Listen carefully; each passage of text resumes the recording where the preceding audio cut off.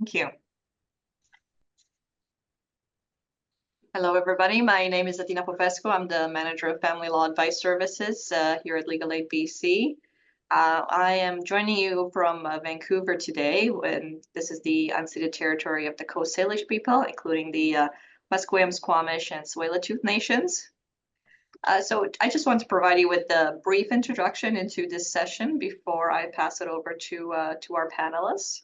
So this information session is provided in anticipation of the early resolution process being implemented in most of the registries in the Lower Mainland and Fraser Valley, starting with Port Coquitlam as of this Friday, November 1st, 2024, and expanding to the rest of it. And so then in New West, Abbotsford, Chilliwack in April of next year, and moving on to Vancouver, Richmond, North Vancouver, Sechelt, and Pemberton as of November 2025. But the panelists will provide a little bit more information about that. You will hear from members of the judiciary. We have Judge Rogers with us today. We'll have members as representative from Court Services and Family Justice Service Branch, as well as representative from LABC. And the presentation will cover the new court processes through the early resolution process, the forms that you can use, but also it will provide an overview of available services and resources that will be there to support the early resolution process. So without further ado, I will pass it over to Judge Rogers, who will start us off on our presentation. Thank you. Okay, so you can read this slide yourselves. I won't read it to you, and I think it sort of backs up a little bit to what, as I understand it, when the rules, the new family rules that we've all been operating under now for a while, when they were first implemented, a lot of the focus was on early resolution. There was a sort of, I'm going to say, a staged process in terms of implementing that. And the reason that you've got me here today is that we started in Victoria with what they called a prototype to kind of test the model. And so I'm here because I've been working with the early resolution model since I think 2021 was when we first rolled out in Victoria. And so I didn't draft the legislation. I can't tell you much about what was behind it, but I can say that early resolution was a big part of it. And from my perspective, and I think the perspective of most of the people I speak to in the family law world, it's been a really great part of the new family rules. So that's what's coming to probably the registries of the people who are listening here today. And so that's what we're going to focus on today, is that early resolution process. So we're going to have the next slide. So as you probably know, once your registry, the registry where you practice, becomes an early resolution registry, then there are additional requirements that parties to a family proceeding have to meet before they can participate in the court process. And there's sort of three main requirements that will have to be met. So you heard Adina talk about where the rollout is going to happen almost immediately in POCO and then spreading out to the rest of the Lower Mainland. As you can see in that slide, what I've spoken about, I was too late. 2019, we actually started in Victoria. And so there's just a little bit of information on the rollout and what that's going to look like.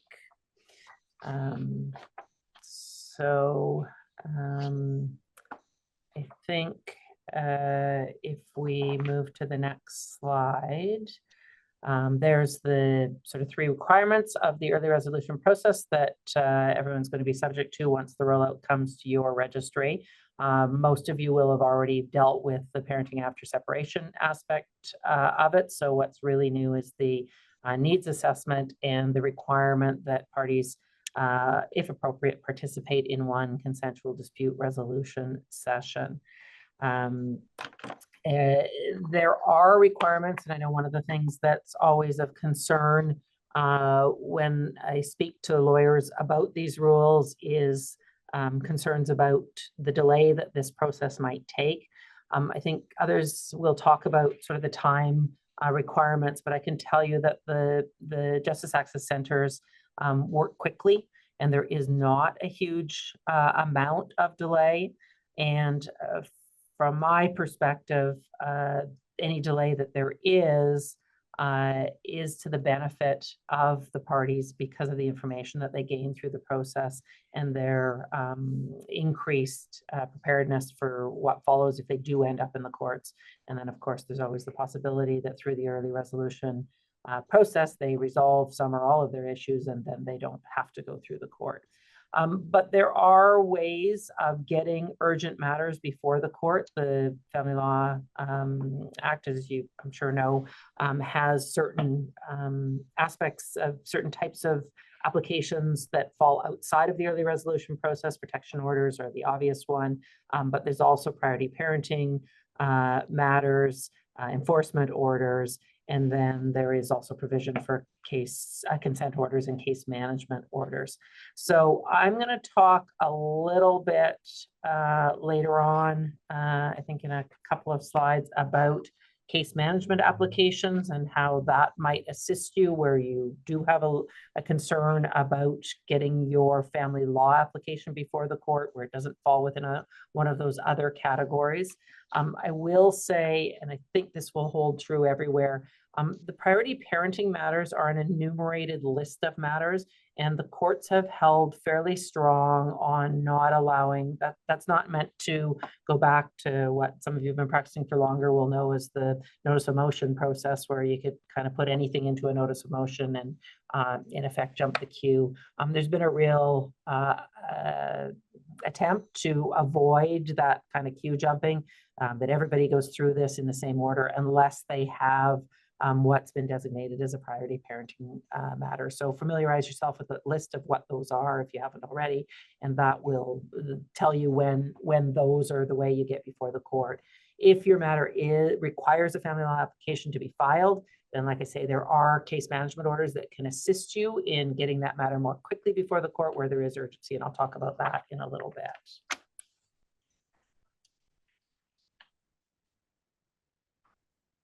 All right. We did, and when I say we, of course, it had nothing to do with me.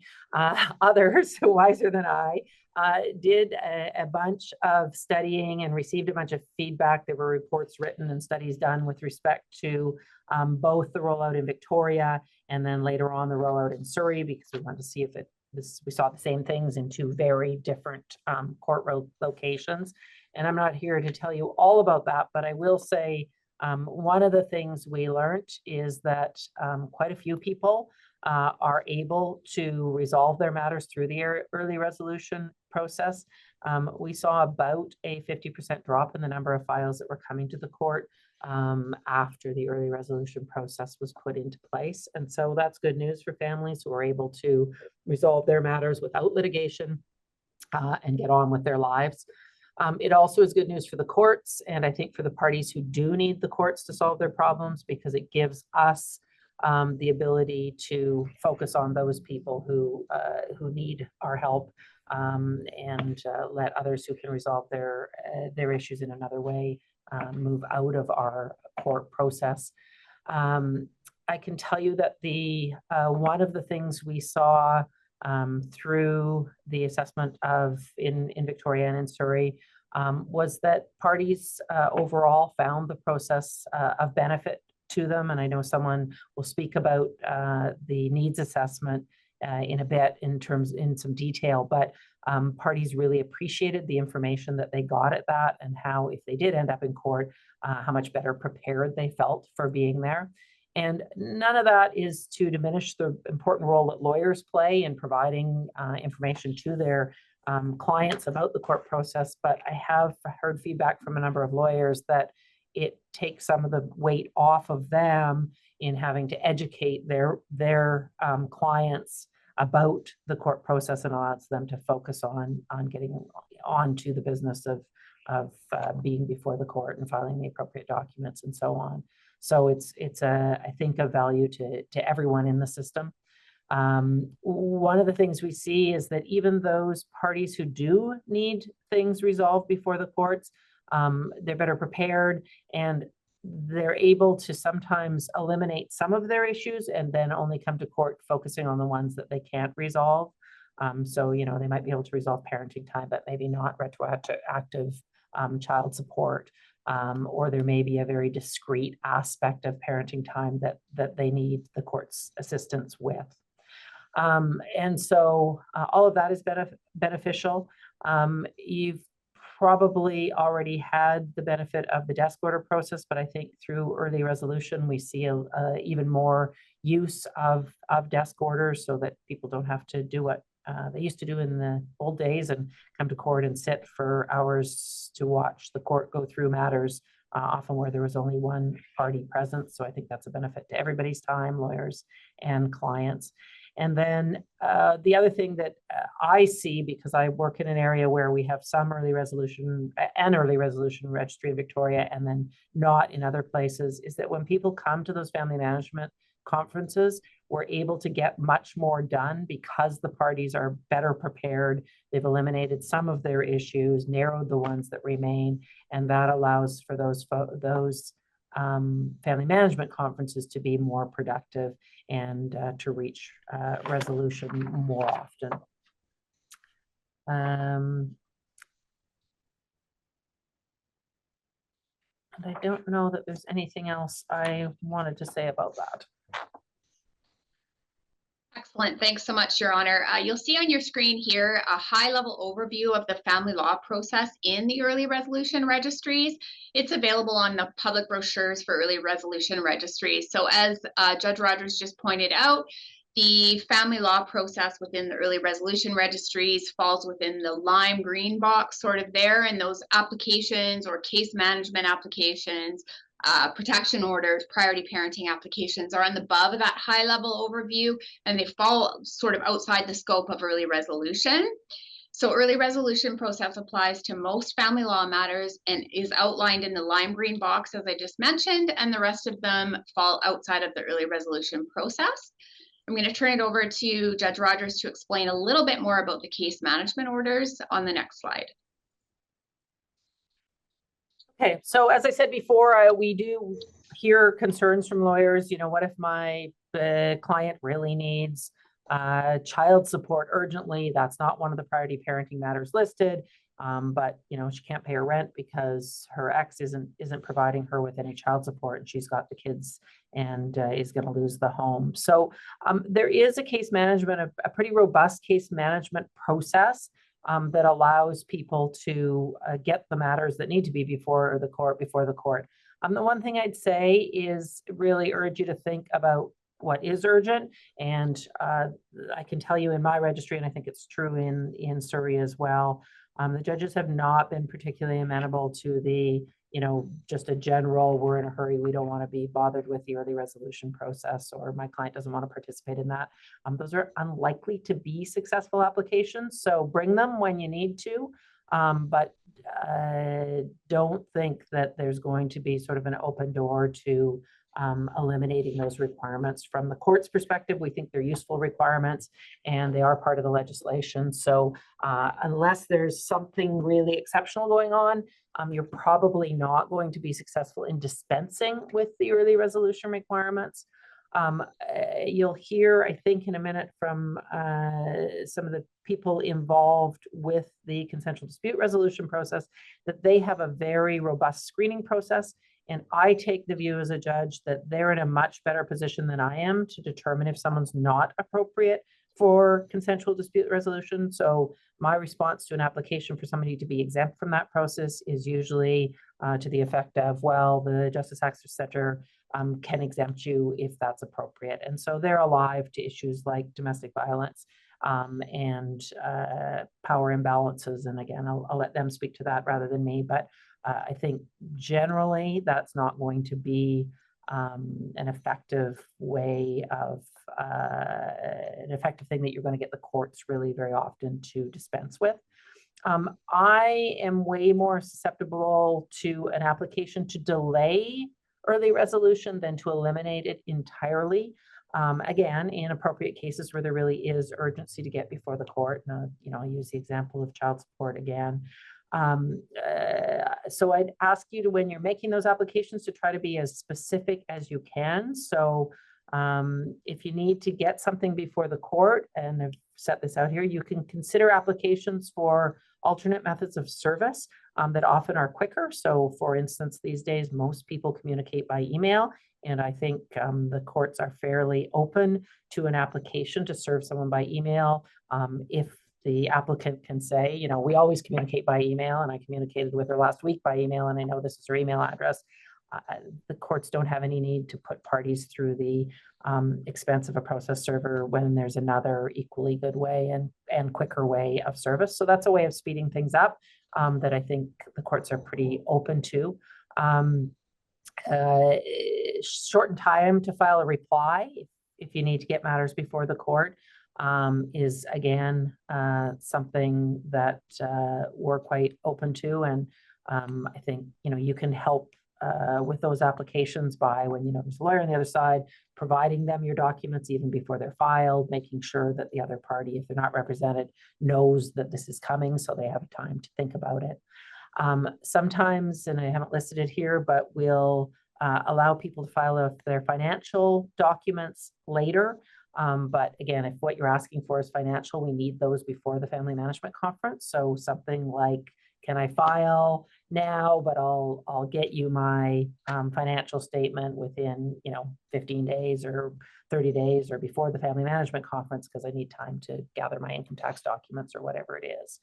And then the other thing that you can consider is leave to set a family management conference while the reply period is pending. That's something that, again, we're quite open to. I quite often will say, go ahead and schedule it, but you need to set it after the other person's had their reply. And that's because we obviously rely on those documents in preparing for the family management conference, and they're a tool to us in running those.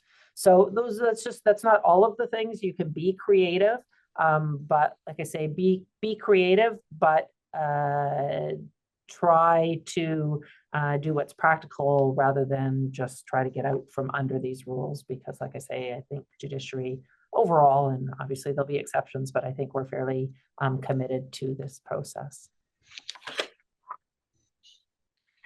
Excellent. Thank you, Judge Rogers. One of the newest forms with early resolution is actually called the Notice to Resolve. So with the implementation of PCFR, we saw most of the forms will align with early resolution. The Notice to Resolve is a form that is unique to early resolution registries.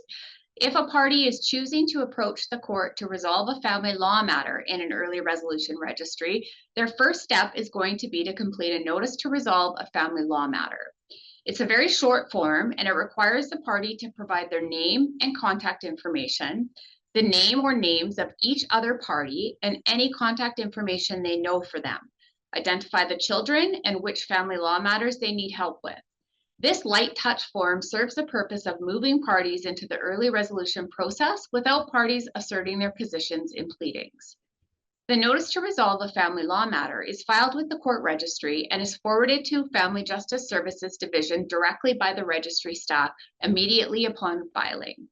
The party is then referred to the local Family Justice Services office to complete their early resolution requirements, which are outlined on the third page of the Notice to Resolve form. The filing party must provide a copy of the notice to each party. A copy of the document can be provided by text, email, mail, or in person. It does not have to be formally served.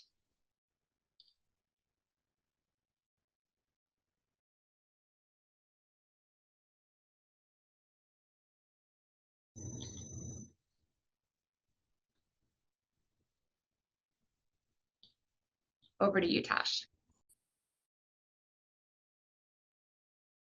Thank you, Carrie. Sorry, just some technical difficulties there getting my things going.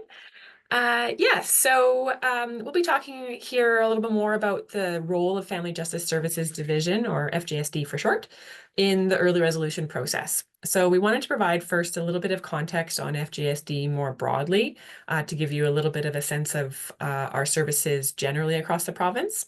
And some of you may be already quite familiar with our services. And if that's the case, I hope that there's still even something that you'll learn that's new today.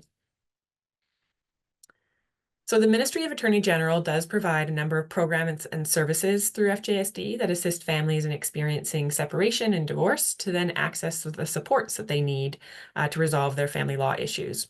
And those include services that are offered in person and virtually throughout the province by staff in our 19 Family Justice Centers and our 5 Justice Access Centers. We also provide the online parenting after separation courses and a Section 211 report service who prepare court-ordered full reports and views of the child reports for both Provincial and Supreme Court. And so you'll hear today specifically about our services as they do relate to the early resolution process, but our general services are still available in those ERP locations and all other locations to folks who aren't required to come to us as part of a provincial court process, including those who have never initiated anything with the court. Our services are free and confidential, and we primarily deal with family law issues, but our Justice Access Centers do also have self-help resources, which are available for self-represented litigants more generally, and services provided by some co-located partners in those centers, like Legal Aid BC, for example, Access Pro Bono, or the BC Family Maintenance Agency. We are clear with our clients that we provide legal information and support, but that we don't provide any legal advice. So we do have those close referral relationships with Legal Aid BC, as well as information for clients about other options for accessing legal advice, depending on what their issues might be. Our clients often present with a myriad of different issues, and so we rely on referrals to many different community service organizations to support families outside of the services that we can offer them. So for a party who has filed or received a notice to resolve document that Carrie just talked about, the next step is for them to contact their local Family Justice Center or Justice Access Center to schedule their individual needs assessment meeting with a family justice counselor. Family justice counselors, or FJCs as we call them, are certified family dispute resolution professionals who are employed by FJSD as part of the BC's Ministry of Attorney General. And so these FJCs conduct needs assessment and consensual dispute resolution for family law matters as part of the early resolution registry requirements, but they do also provide those same services to anyone seeking them at all of the Justice Access Centers and Family Justice Centers throughout the province. Calls to our centers are answered live during business hours. So a person seeking to schedule their needs assessment meeting will get to talk to a human right away, and will have an opportunity for assistance in identifying their initial needs at that first point of contact. The initial contact with FJSD will include a high-level immediate safety screening, some early legal information, and an opportunity to receive relevant referrals to legal advice and community service organizations. That might be helpful for those clients. All of this prior to their needs assessment meeting with the family justice counselor. So parties may identify that they'd like to bring legal counsel or a support person to their needs assessment, or for instance, the family justice staff may identify the need for an interpreter, and all of this can be arranged prior to the assessment meeting with the FJC. So prior to attending the needs assessment, the client is provided with information about the assessment appointment so that they're prepared. They're also provided with the assessment questionnaire, which is a standardized tool we use that addresses family violence and other dynamics such as level of conflict, mental health and substance use, finances and the experience of the children, and generally helps identify the issues that parties need assistance with. They complete the questionnaire on their own and then return it prior to their appointment. When they have an opportunity to review and discuss that more fully with the FJC during their time together. The assessment interview is an opportunity for the party to discuss the dynamics in their family and for the FJC to be able to support the party in articulating what issues they're hoping to resolve. The FJC can provide legal information about the issues and the early resolution process. During the needs assessment, the FJC may identify community resources that might be helpful, refer the party to the online parenting after separation courses, and of course refer them for legal advice. If child support or spousal support is identified as an issue, they'd also advise them of the financial documentation required to deal with those issues. Following the needs assessment with one party who has initiated contact with Family Justice Services, and once that party has confirmed they provided a copy of the notice to resolve to the other party or parties, if there are more than two, the FJC would then reach out to those other parties in writing and invite them to complete their needs assessment. This would occur within 1 business day of having that initial assessment and confirmation that the notice to resolve has been delivered. The second party is then provided with the same opportunity as the initiating party to meet one-on-one with an FJC to discuss their perspective. The FJC will complete the assessment process with them to screen for the same dynamics as mentioned previously, to assist them in clarifying or identifying what issues they would like to have resolved, and identify what resources and referrals would be useful for them. It again is an opportunity to find out where to seek legal advice. Similar to the initiating party, if child or spousal support is identified as an issue, they'd also be advised of the financial documentation that they'd be required to deal with those issues.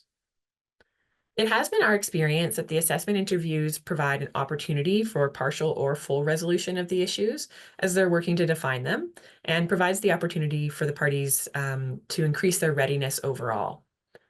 In Victoria and Surrey, we have seen an increase in the engagement of the second party in the assessment process from what we've seen in the Family Justice Registries, or previously the Rule 5 registry sites, where only one party was required by the rules to complete an assessment. We've also seen that many parties who were not particularly enthusiastic about the early resolution requirements at first, after their assessment, were positive about their experience. In fact, as mentioned previously around the client surveys, those client surveys conducted show that clients overwhelmingly agree that assessment would be helpful to all parties with family law matters, and that assessment should be required for all parties with these types of issues.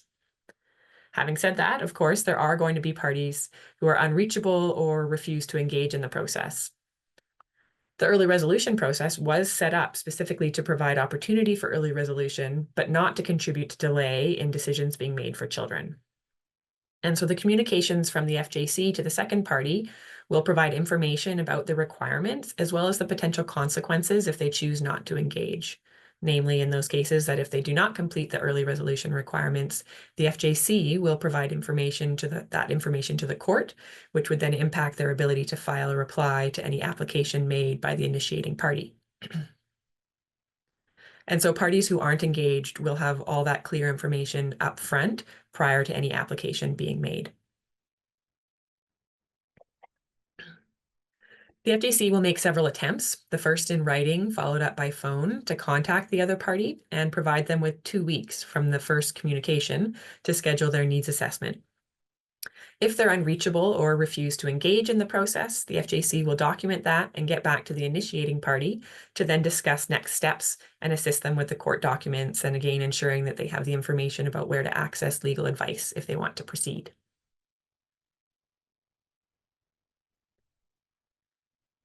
So the parenting education course referred to in the rules are the same as they were previously, and are the same available across the province and beyond. There are 3 courses currently that parties can choose from to fulfill the requirement, being the online parenting after separation course, which is available in both English and for Punjabi speaking families, as well as a specific parenting after separation course for Indigenous families. There are still exceptions to when a party may not need to complete this program.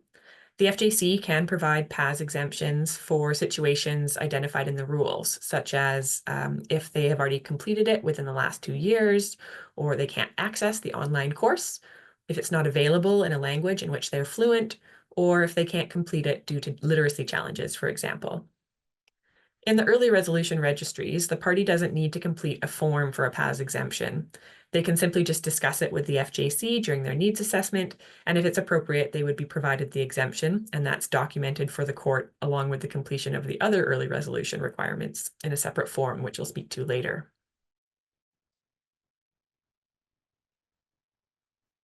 So the early resolution process does include the requirement of participation in at least one consensual dispute resolution session, unless the parties meet one of two circumstances. So in the first, it could be that parties couldn't access CDR services. And this reflects the intent not to require parties to incur costs to complete the requirements. So if all the issues parties wish to resolve are out of the scope of our publicly funded services through FJSD, for example, say the only issue is to reduce or cancel child support arrears beyond 1 year, and or if the income needs to be imputed, those things are outside the scope of our services, and so the parties would not be required to participate in CDR in those cases. Of course, they may also choose to proceed with CDR with a private professional after hearing about that as an option. The other circumstance for exemption articulated in the rules is when the needs assessor or the CDR professional determines that CDR is not appropriate. So following the completion of needs assessment with all parties, the FJC will make a determination about whether a consensual dispute resolution is appropriate, and therefore whether parties are required to participate in one session. This decision is made based on all of the information that's been gleaned throughout the assessment process. It may be that one party doesn't engage in assessment, and so CDR is not possible. It may be that they've recently completed CDR, so they've fulfilled the intent of the rule. FJCs and other CDR professionals consider the individual circumstances in every case and work with parties to see whether there are ways to design a process that will address the concerns, maybe involving advocates or support people, legal counsel, or using a shuttle process where they're not facilitating a joint session. There are circumstances where safety or family violence or power imbalance issues or other barriers such as mental health, substance use, cognitive difficulties cannot be sufficiently mitigated in the design of the process to ensure a fair negotiation, and that would make CDR inappropriate. So the needs assessor and CDR professionals are then able to give an exemption when the strategies available aren't sufficient to address those issues. It is important to note that while an initial decision might be made about CDR being appropriate, a CDR professional's obligations to continue to assess for the appropriateness of CDR does continue throughout the services provided. So CDR professionals are working with parties to make plans for safety and other dynamics prior to CDR, during the CDR process itself, as well as making any necessary plans for consideration following CDR. If concerns arise at any point during the process that make it inappropriate to continue, a CDR can terminate the process, or a CDR professional can terminate the process. If it's been determined that parties meet an exception to the requirement to complete the CDR session, then FJCs will document that for the court, and parties can receive support from Family Justice Services Division staff to discuss their next steps and get referrals to legal advice so that they're prepared for the process.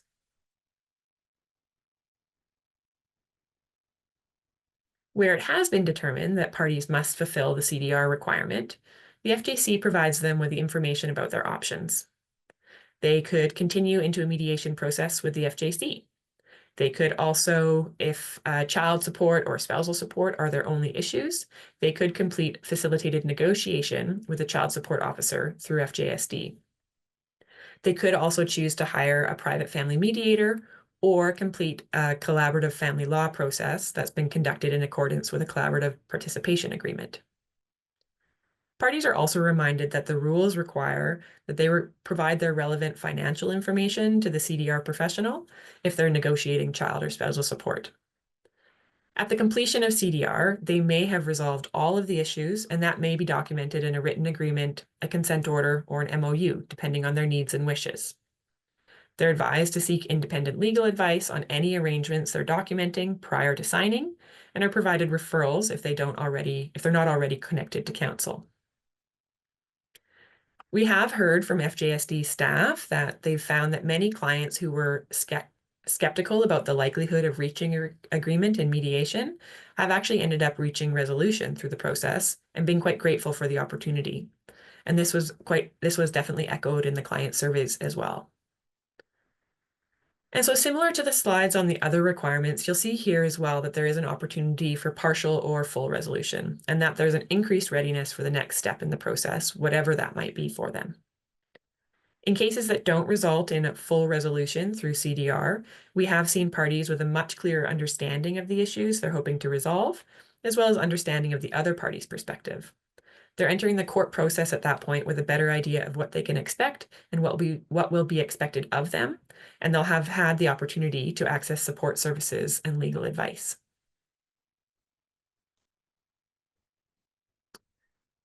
We often get asked about timing for different steps within the process. And so this slide is a visual that shows a flow for parties making their way through the process. The yellow boxes that you'll see there refer to the initiating party. The orange is the court registry, and the purple is FJSD, while the blue is the second party, and then the green is both of the parties together. And so in addition to the action boxes, you can see that the blue icons for legal advice and the green icons for referrals to community resources appear throughout the early resolution process. The goal is to really ensure that the parties have the resources they need and are adequately supported, not just through our services at FJSD, but also by legal counsel and others. Initiated by the filing of the notice to resolve, parties referred to FJSD are typically offered a needs assessment appointment within 5 days, although of course the timing of their assessment may depend on their own availability. Following that needs assessment of the party initiating the contact with the FJSD, the FJC will then be making contact in writing within 1 business day and inviting the other party or parties to complete their needs assessment, as I spoke to earlier. If following the individual assessments with both parties, the FJC determines CDR to be appropriate, then parties will choose who to complete that with and to proceed. And then we would provide any relevant, or they would provide any relevant information to that, financial information to that professional. If at the end of that CDR session, or sessions, if they choose to participate in more than one, more than the one required session, any agreement can be formally documented. If there are outstanding issues that either party may request that FJSD provides the court registry with confirmation of the completion of their early resolution requirements through something called a file summary sheet, and then either party can then proceed to file an application about a family law matter. As I mentioned previously, if one of the parties is not engaging in the process in a reasonable time, for example, if the second party doesn't contact us to schedule their needs assessment within the 14-day time frame that's been provided to them, then the motivated party can request that confirmation of the early resolution requirements be forwarded to the registry, and then they can proceed with their application about a family law matter.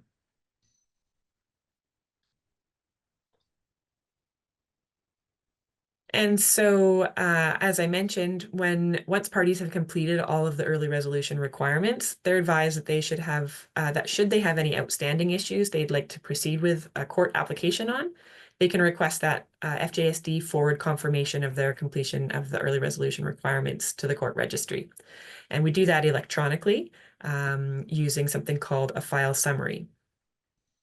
And once that's been provided to the registry, that's what enables them to file their application at the registry themselves. And so either party who's completed the early resolution requirements can file an application regardless of who filed the notice to resolve. And our staff can certainly assist with court forms and referring them to legal advice and resources as needed. The completion of the early resolution requirements are documented on that file summary sheet. It's an administrative form, meaning it's not a form that's in the rules, but it has been developed for use in a court case with input from the judiciary on what would be helpful for them. It's completed by FJSD and court registry staff, and it's basically a tracking sheet to document that the early resolution requirements have been met. It identifies early on whether an interpreter is required, so the court is aware at the time of any further filings, and then has fields that are used specifically by Court Services Branch to track any progression through the court process. Many folks are completing the early resolution requirements and not requiring any further steps. We have found that, as Judge Rogers mentioned earlier, less than half of the cases where a notice to resolve has been filed actually result in a party requesting that the confirmation of those requirements be forwarded to the court to then enable them to file an application. And so returning to the diagram, which outlines the entire family law process in early resolution registries, you'll see that I've been describing the early resolution requirements, which are identified in those lime green boxes. So I'll now turn it back over to Carrie to discuss what happens next when there are unresolved matters after the early resolution requirements have been completed. Great, thanks, Natasha. When the early resolution process is complete, there may still be some unresolved matters. The model doesn't necessarily anticipate that all parties will resolve all of their issues in the early resolution process, although many actually do. The process benefits all parties as it helps them to clarify and narrow issues, even if they aren't fully resolved during early resolution. One of the positive outcomes of the process is an increased readiness for parties proceeding to court. These unresolved matters proceed through to the blue boxes at the end of the early resolution process on the high-level diagram you can see on your screen. They proceed into the provincial court process, which is highlighted, outlined in red in the right-hand side of the diagram. So once the court registry has received the file summary sheet from Family Justice Services Division, any party that has completed the requirements can now file their application about a family law matter. Proceed just as applications about a family law matter claim in all other registries with similar service and reply requirements, except that replies won't be accepted by parties who have not completed the early resolution requirements. So the parties replying do need to participate in early resolution as well. Family management conferences are all scheduled the same as they have been, and as such, there will be no changes to the way in which these are scheduled. Files where it has been more than 12 months since filing of an application about a family law matter, if there has not been an FMC on that matter, parties must serve a notice of intention to proceed on the other party. If the application about a family law matter was not previously served and no certificate of service is on file, the application about a family law matter will need to be served along with the notice of intention and a certificate of service filed. If the parties have had a family management conference but nothing further, parties should file a request for scheduling. A request for scheduling can be used to ask for an interim order about a family law matter. However, if it has been more than a year since any step has been taken and there is no final order, then a notice of intention to proceed should be filed and served accordingly. While extensive provisions in the PCFR were sufficient to identify how applications and replies would be dealt with post-transition in different registries, there continues to be questions regarding the reply as the type of registry then it was at the time of filing the initial application. So for this, I mean, example, Port Coquitlam, if application was filed on October 25th and November 4th, they become an early resolution registry, then the reply would be filed in the same way in which the same registry it was served in. So it was in a PAS registry, so the rules would apply as if they were replying in a PAS registry. To reply to an application about a family law matter that has been filed in a registry other than an early resolution registry, example, the application about a family law matter, as I explained, was filed on October 25th, and Port Coquitlam is early resolution effective November 1st, a party must file a reply. They do not have to then comply with the early resolution requirements, as I just mentioned, as the application was filed prior to November 1st. They would, though, have to comply with PAS, as at the time of the filing, Port Coquitlam was a PAS registry. With respect to counterclaims and response to a counterclaim, Rule 28 says that the requirements of the registry that the application has been filed in must be met. Depending on the timing of the filing, the registry either was an early resolution registry or it was not. Rule 30 is clear that the counterclaim is part of the reply. To file a counterclaim, one has to meet ERP requirements or not. Rule 28 says that you meet the requirements of the registry that the application has been filed in. So in essence, what does that all mean? It depends on the timing of the filing. The registry was an ERP registry or it was not. Prior to and on October 31st, 2024, Port Coquitlam is clearly not an early resolution registry and therefore is not a registry in which the rules set out in Part 2, which is the early resolution requirements, apply. On and after November 1st, 2024, Port Coquitlam will be an early resolution registry, and as such, Part 2 early resolution requirements will apply.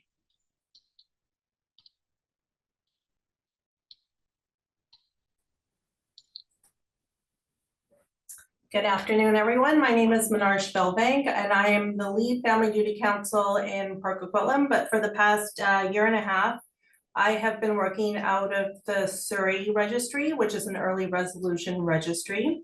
As most of you will know, Family Duty Counsel provides services to clients who don't have lawyers. So that's either a private lawyer or a legal aid lawyer. The services that we provide are just brief legal advice about the law and procedure. We review documents. We provide clients assistance with emergency applications such as protection orders, priority parenting applications, and case management order applications. We do not complete the documents for clients. However, we do assist clients with some documents. So what I would normally suggest a client to do is do the document as best as you can, and anything that's questionable, they can bring in, we can review together. We also provide clients with referrals to legal aid or other community resources such as transition houses, resource centers. Family Duty Counsel also assists with court applications. So on remand days, Duty Counsel will assist clients with quick appearances, adjournment applications, consent orders, anything that doesn't require that a client give evidence is generally where we will assist. We also assist with family management conferences if the client has contacted us beforehand, and family case conferences as well. So as of November 1st, with the expansion of ERP, Family Duty Counsel services will also be expanded to registries in Port Coquitlam, New Westminster, Abbotsford, and Chilliwack. So what does the expansion mean? The expansion means that clients will now be able to book appointments with Family Duty Counsel. These appointments can be scheduled in person or by phone. We also have the ability to arrange for interpretation for clients. So we will have interpreters appear by telephone to assist with clients. Family Duty Counsel will also provide clients with written advice. So at the end of the appointment, the client will leave with some summary advice. At the end of a court appearance, the client will also leave with some sort of written advice. Our services also include administrative staff. So our administrative staff will assist in maintaining clients' digital files, which will allow for continuing to help us better serve the clients. We also will be representing clients on list days as we have in the past. We will also provide more services with family management conferences. So what we do is we ask the clients to contact our administrative assistants as soon as their matter is scheduled for a family management conference or other case conference. We book the client in for an appointment for preparation, and then we will assist at appearing at the family management or case conference. Family Duty Counsel will also assist with clients who are engaged in ERP and mediation services. And now we provide paralegal support. So when a lawyer meets with a client, we may feel that they would benefit from additional service from a paralegal. We can refer them to paralegal services. At this moment, Legal Aid has 3 paralegals that can assist clients virtually or in person. Our in-person services are in Vancouver. The services that a paralegal will provide are providing clients with legal information about family law and child protection law, completion of assistance with court documents such as affidavits, financial statements, and court forms. They will also assist in identifying Any documentation, evidence the client may need moving forward, or drafting correspondence to opposing counsel. Paralegals will also assist with the explanation, clarification, interpretation of relative, substantive, and procedural law, coaching clients to better represent themselves in court, providing legal tips for research and self-advocacy, explanations of court orders or written agreements, and referral to other services. And these services include the engagement of interpretation. So if a client requires an interpreter, those services can also be arranged. The benefit of expanding our Family Duty Counsel services are to allow clients easy access to free legal advice so they can better understand what their options are before court and in court. We're hoping that this will provide for fewer adjournments because clients will be better informed of the legal process and have better preparation moving forward. This will also provide clients with continuity of services. Sorry, I just can't say that word today. Clients will get to meet with the same lawyer if possible, and this will ensure that there's some consistency moving forward. And it will improve the standardization of processes and systems. So Duty Counsel services will also be extended as ERP rolls out. The rest of the registries, Vancouver, Richmond, North Vancouver, Shelton, Pemberton, will also have access to extended Duty Counsel services, with the Vancouver Duty Counsel services being the hub for those services.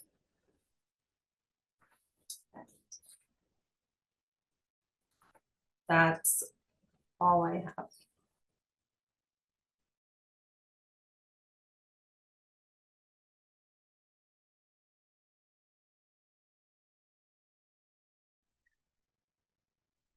Thanks very much to our co-presenters. Adina, if you have any things to wrap up, I'll invite you to do that. Otherwise, we can dive into the questions that I see have arrived.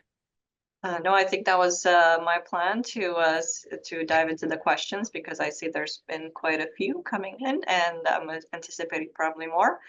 I don't know, Natasha, if you want to go through the questions, or I can, and so I can give it to each presenter as it applies.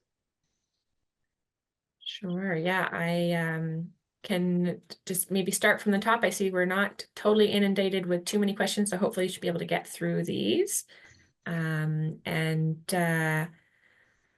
Maybe Judge Rogers, I put this question to you. When there's a CFCSA file opened, do the judges usually dispense from the early resolution requirements as the director already addresses some of the requirements? And I can add some additional FJSD perspective to that as well. Why don't you start, and then I'll follow up with what you have. For sure, yeah. So certainly part of the assessment process for clients who are engaged in the ERP process is for the FJC to explore whether there is any involvement with MCFD. And there's a process for our staff to be connecting with the MCFD hub to get confirmation on whether or not there are concerns about the parties going forward with FJSD outside of an MCFD process. And so if it's determined that MCFD, that it would be inappropriate for FJSD to continue with CDR with those clients, then that portion of the requirements would be waived. Although certainly those clients could still benefit from the individual needs assessment appointments with the FJCs. So I guess what I can add is we're of course very conscious of the fact that sometimes the ministry will withdraw or will even return a child once there's a family law order in place. And of course, we don't want to stand in the way of children getting back to a parent. So certainly that's a basis that we want to move things along. But I think, as Tasha said, I think we're also very much aware that sometimes that initial maybe interim order that you might want to get to the court, get before the court quickly so the child can be returned. It may not be the end of things with respect to the family law order. And, you know, it may be that there's, for instance, a mother who the child's going back to, but a father who still very much wants to be involved, and that there may be further applications for access and so on. So certainly my preference is that perhaps people come into court and they get that order, but they do it in a way where they're just seeking that interim order to get the child returned, and then they're going to go back and do the early resolution. Again, may not be the consensual dispute resolution, but certainly that needs assessment piece, I think, can be very helpful, or is almost always very helpful for people. And so I think you would see the courts wanting that piece at some point to be completed. And the one thing I don't think I emphasized before that I do think we see is through the needs assessment, people tend to get a much more realistic idea of what the likely outcomes in court are. And perhaps, and I think it can be helpful to lawyers who may have told their clients, you know, chances are you're not going to get 50-50 parenting time when you haven't seen the child in 5 years. If they hear that from their lawyer, they go to the needs assessment and they're given some information about, you know, what might happen through the court process. And then they hear it from the judge. There's a reinforcing aspect to it, and it tends to, I think, eliminate people going to court with very unrealistic expectations and dragging themselves and the other party through the process in the hopes of something that is probably never going to happen. So I don't know if that answered the question overall, but I think it's like everything else. We're going to try to get you before the court when you need to get there, but then we're almost always going to want you to go back and do at least the needs assessment. Thanks, Judge Rogers. So the next question is about what about enforcement of an oral parenting time agreement or an informal arrangement? The exceptions for bypassing the early resolution process don't seem to apply. Yeah, and in those cases, I think in order to bring an application for enforcement, there needs to be a formal order or agreement for parenting time in place in those cases. And so this might be a part where there's that, as I think Judge Rogers has spoke to before, perhaps if there's a need to delay requirements or something like that through a case management application process. But in order to make an enforcement application, there would need to be a corresponding sort of previous family law matter application to formalize those parenting time or other pieces.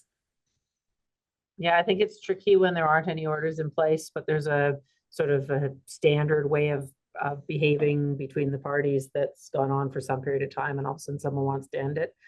So yes, of course, a family law application has to be filed. That doesn't fall under the enforcement application because there is nothing to enforce. But again, you know, if all of a sudden someone's taking a child away from who's been their primary parent and not, you know, saying they're not going to return them. Again, the courts are open to trying to get before the court, to get into an FMC on tightened timelines, perhaps with alternate service, perhaps with shortened periods of reply, and perhaps with deferring the early resolution process until there's an interim order in place that at least normalizes the situation and everybody can take a breath.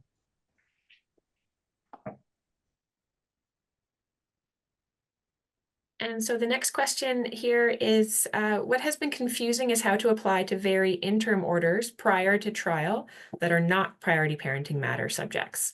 Are these done using the request for scheduling? They don't require early resolution, plus an application about a family law matter, plus personal service, plus 30 days, etc. Carrie, you should go as the expert on the rules because I always get those two forms mixed up. It would be a request for scheduling, yes. I was waiting to see if you were going to answer it. No, I have to say one of the things, depending on, so the request for scheduling, and Carrie, you're going to help me because I find this aspect a little bit confusing. If someone's already been through a family management conference and they have an interim order, then there can be a request for scheduling, but it's often very confusing what happens. And personally, I mean, if you went through an FMC and the judge said, okay, well, you should go set a 2-day trial in this matter, and you didn't because you were still hoping to negotiate, and now you've realized you need to set your 2-day trial, then there should be a court record that allows you to just schedule that 2-day trial. But sometimes I think as judges anyway, we don't really know what to do with those requests for scheduling. And so what happens is they sometimes end up on our sort of remand list, our applications list. And then my practice is often to send them back to an FMC, because we can't really set for trial, or we don't anymore set for trial without a real discussion with the parties. We don't take those forms anymore where everybody says, oh, I'm going to call 10 witnesses and we need 3 days. We want to go back to an FMC and really dig into what people actually need from the courts, what's actually at issue, and how long is it going to take to resolve it.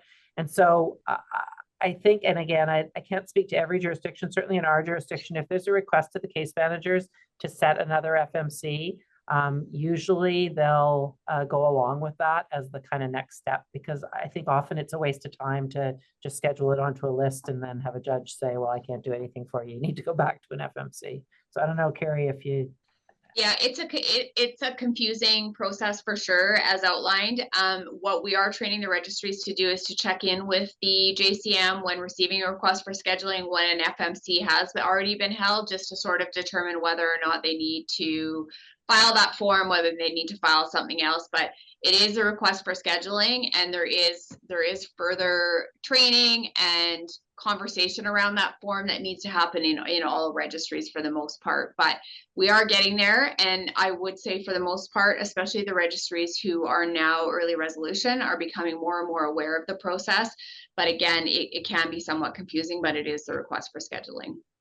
So one thing I will say for lawyers, that a way to maybe avoid some of that confusion is when you're in an FMC, often what will happen is we will make an interim order, because the parties are, perhaps one party hasn't had a lot of parenting time and they're working perhaps to increasing that parenting time, but nobody wants to jump right to the end point. And so often we'll make an interim order with the understanding that the reason it's an interim order is because there's going to be transitional time, and there's going to be changes in the way that what parenting looks like. You can ask, and I would encourage you to ask the judge for leave to set another FMC. So, if there's an order in place, but it's not anticipated it's going to be, the end of things, ask for leave to set another FMC. That then gets you out of all of that filing. You can then just go to the JCMs and set the FMC without having to file another form. Again, as long as it's within a reasonable period of time. I guess it's a year. Yeah, the other piece, as you just said, within a year. So if there's been no step taken within a year, then it's actually going to be the notice of intention to proceed that actually needs to be filed. But those are the intricacies that we're trying to train registries on a little bit more, just in determining what the time frame has been and whether it is a notice of intention or a request for scheduling. Thanks, Carrie and Judge Rogers, for that fulsome response. So next question is, in a scenario where one parent is not letting the other parent have parenting time and the child was taken by the parent forcibly after domestic violence, are the early resolution requirements still warranted? Because it can take some time before the matter reaches court. I think in this case, as spoken to previously, issues around what the circumstances are, if there is an existing order or agreement for parenting time, can that be enforced? Is there an opportunity for that using those sort of other non-ERP order processes, and also the potential for making an application for case management around perhaps delaying requirements or modifying them in some way if there's a need to get to court early. But I think, Judge Rogers, I don't know if you have any additional pieces to add there about what the court might do in certain circumstances. Yeah, I think I've answered that more or less in response to the last question. Of course, protection orders are always available if there's an actual danger to a child because someone violent who's a risk to that child is taking the child. I will just put out a bit of a plug. The ex parte orders are not anyone's favorite thing. So if you have an opportunity, even on a protection order, to serve the other side, that's going to be to everybody's benefit. But I appreciate that sometimes that's just not possible. And so to the next question, is the CDR professional a qualified mediator or lawyer? Yes, a CDR professional is defined under the Family Law Act. I believe, and is a professional mediator according to the definition within the Act there. And so the next question, a client who's reached out to FJSD and left a voicemail seeking to have the file summary sent, really want to acknowledge that if there are questions about an ERP case, that clients are certainly free to reach out to their FJC directly if they have questions, and that the lawyers can as well, even if a lawyer can't actually sort of make that request. Certainly there can, if you get consent from your client to share information, then that communication can happen with the FJC. And then also if are challenges with connecting, then certainly seeking to connect with the local manager of the Family Justice Center or Justice Access Center in question there to make sure that we want to we're really open to communication and want to make sure that we're responding to issues that any of you or your clients are coming up against. And then, of course, as lawyers or support folks, you can also always contact our staff if you have general questions about our services or the early resolution process more generally. And so the next question, how does a party learn whether or not the opposing party did not respond within that 2-week period that I spoke to? And would the other party have to contact the FJC, or would the FJC notify and reach out? In those cases, the FJC, if that 2-week period for response for the second party has elapsed, the FJC would reach back out to the initiating party to discuss their next steps. And that might be to discuss sort of having if the client wants to have that file summary sent over to the registry so that they could then file their application. And there's not a specific legislated timeline for that, but certainly our staff are engaging with their clients on a timely basis to make sure that they're supporting them to go through the process in a way that supports their needs. Looks like a question for LABC for Minarsh here. Will the paralegals be only addressing provincial court matters, or are they also able to provide Supreme Court support? So paralegals can assist both with provincial and Supreme Court matters, but how they assist the client will depend on the referring lawyer. So the written advice that the lawyer provides will determine how the paralegal assists the client. Thanks, Minarsh. And so the next question is it the provincial plan to expand ERP to all registries in the province? I believe that the PCFR rules were drafted with that in mind as a possibility, but certainly we would need to receive confirmation of any further funding to expand beyond the existing next several registries that we have planned through until November 2025.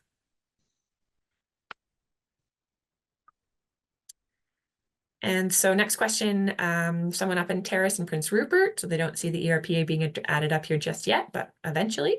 And they're sharing a concern is that at times it seems that family justice resources in their area are very limited or busy with what they already have. It seems that to get the assessments done with a family justice before matters can move forward in court may be a problem in my area. Is there a plan to add more resources in the north? Certainly as part of any further expansion of early resolution to more areas, part of the funding that is requested and hopefully confirmed by government would be to ensure there's enough resources to meet the demands of clients in those areas. And so next question is, if the matter has a consent order in place and there has been a material change in circumstances, is the process a request for scheduling or a new application? Maybe Carrie, Sorry, can you repeat that question, Tash? Yeah, if the matter has a consent order in place and there has been a material change in circumstances, is the process a request for scheduling or a new application? I believe that's a new application. Maybe Judge Rogers? So often when we see consent orders, not always, but often there has been no originating application filed. So I think it depends on that. It depends where in the process the parties were at the time that they came to the consent order. So I think certainly not all the time, but often where we see consent orders is coming out of the early resolution process before people have filed anything in court. So if that was the case, they filed a consent order, they've never filed anything in court, they got to start from the beginning. Yeah. But if, of course, they filed, it would depend, and I think Carrie already went through when you need the notice to proceed and when you need the, what's the other one called? Scheduling? Yeah, request for scheduling and Request notice for of intention scheduling. to proceed. Thank you both for that. And so our next question is, what else is an FJC mediator unable to assist with? If an FJC is unable to assist with one issue, is this a total bar to FJC mediation? Certainly not. We can, if there are issues that are within FJSD scope of service, those can all be addressed through FJSD, through the CDR process as part of an ERP process. And then those sort of outside of scope issues would either be able to proceed on to court for resolution if that's appropriate, or certainly could be addressed in some other way with a private CDR professional. Our scope of service generally are related to provincial court matters. So things like property division, those things that fall under the Supreme Court purview would be outside the scope of our service. Although the one exception that was recently added in January of this year is the property division in respect of companion animals. And so FJSD policy is that if there are other child-related issues that need to be addressed in conjunction with those companion animal matters, then that would be within our scope of service. Although if a party came with, say, a standalone companion animal matter that they'd like to have addressed in provincial court to determine ownership, that would be outside the scope of our service. Some of the other scope of service issues are around those support type matters, and that's again if there are the need for income to be set by the judge, or if there are very complex income sort of determinations that are required as part of calculations, say one of the parties controls a corporation, those types of things, that falls outside of our scope of service. But certainly anything that is within our scope could still be addressed through the CDR process.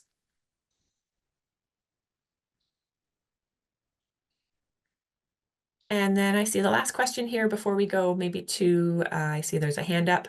How is any agreement in ERP enforced? I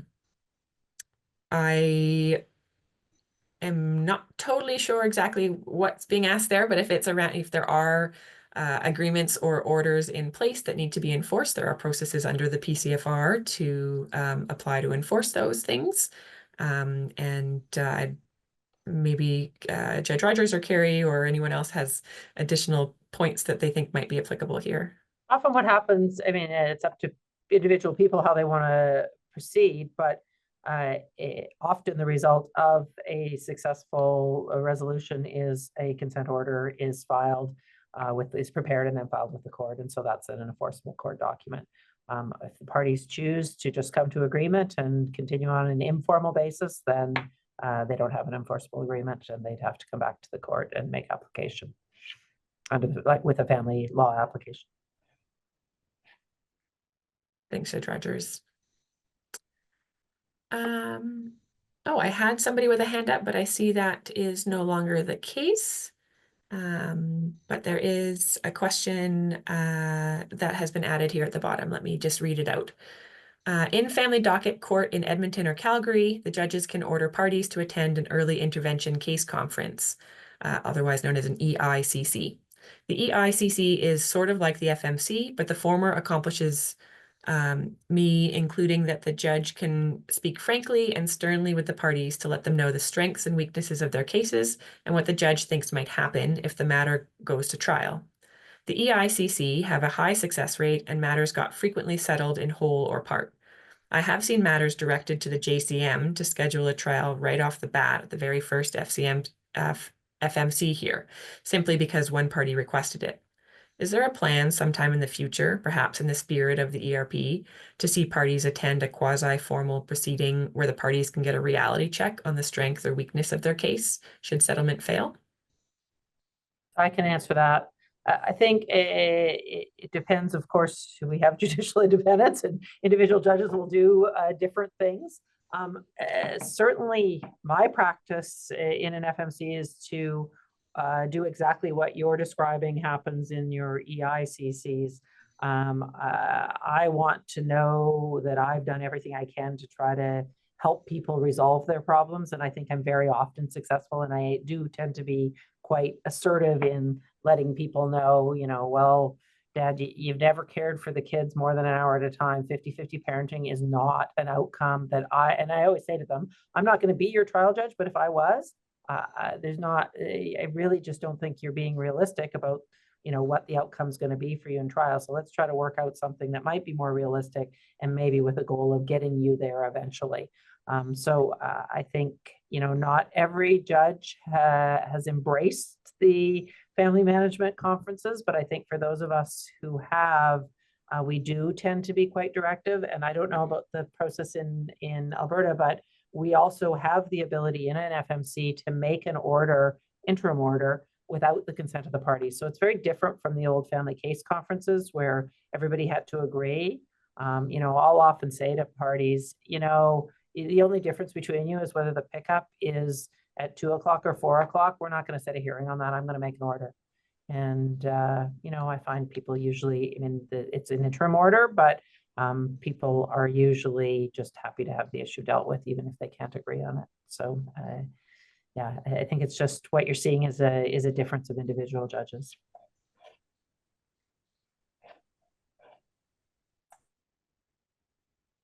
So that's all the questions that I see in the Q&A, unless there are additional ones incoming.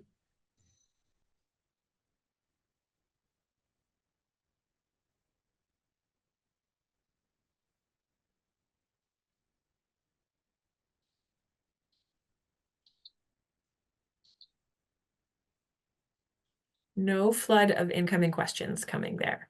So I see it has been clarified that you'll be able to have access to these slides when you log on to the LABC lawyer portal, looking under the resources or training tab. And they should be up there shortly later this afternoon, I believe. So I leave it to Adina or Judge Rogers if you want to make any final comments before we close off here. Go ahead, Adina. No, it's like I just wanted to thank all of the panelists for taking the time and providing very useful information. And given this expansion, it's like that's going to encompass all of the Lower Mainland and Fraser Valley. I just wanted to clarify, it's like in addition to the slides, the recording will be also available on the LABC YouTube channel.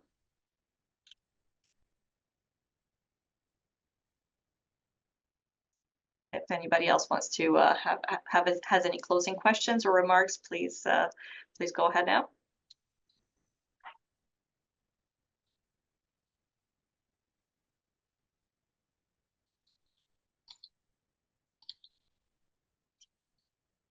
And since I don't see any other questions in the chat, I wanted to thank everybody for attending. If anybody has any questions, please feel free to reach out to me anytime. It's like on family duty counsel issues, and that's probably our presentation for today. Thank you, everyone.